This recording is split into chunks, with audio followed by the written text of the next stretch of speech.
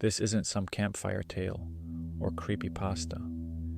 This actually happened to me last fall, and even now, when I close my eyes at night, I can still hear the sound that told me I wasn't alone. I live in a small college town surrounded by dense woods. Hiking is my escape. One October afternoon, I decided to take a solo hike on a little-used trail. It's about 5 miles long, winding through hills and over a small creek. By the time I reached the farthest point, the sun was already setting orange light bleeding through the trees. I'd been on that trail dozens of times, but something about it felt different. That evening, quieter, heavier, even the birds had gone silent. About half a mile into my return, I heard something behind me, a stick snapping. Not the quick crack of a squirrel. This was slower, heavier. I froze, turned, nothing, just trees and shadows. I told myself it was a deer. Still, I picked up my pace. My boots crunched through the leaves, louder than usual, and every sound echoed. Another snap, this time closer. I spun around again. That's when I saw it. A shape, about 20 yards back, just off the trail. It wasn't moving, but it was there, tall, dark, almost blending with the tree trunk. I blinked and it was gone. My stomach dropped. I forced myself to keep walking, breathing slow. The trail narrowed as it curved toward the creek.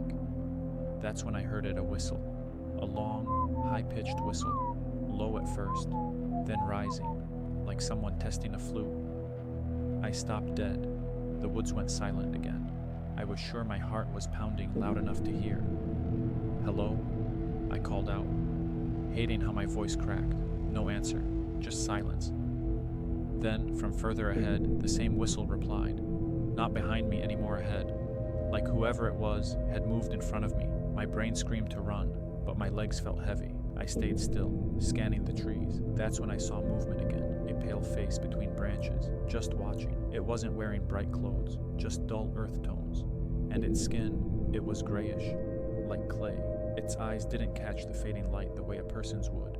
They just looked black. The whistle came again, louder this time. I bolted. I ran down the trail, lungs burning, branches whipping my arms. Behind me, I heard something running too, not crashing like an animal, but controlled, pacing me. Every time I glanced back, I caught a flicker of movement. My backpack snagged on a low branch. I tore it off, didn't even slow down.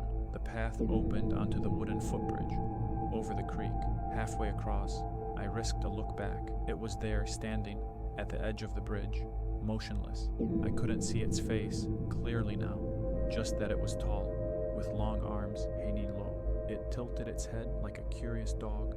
Then, softly, it whistled again. I sprinted the last stretch of the trail and burst into the parking lot, gasping. My car was the only one there. I jumped inside, locked the doors, and peeled out. In the rearview mirror, the trailhead looked empty.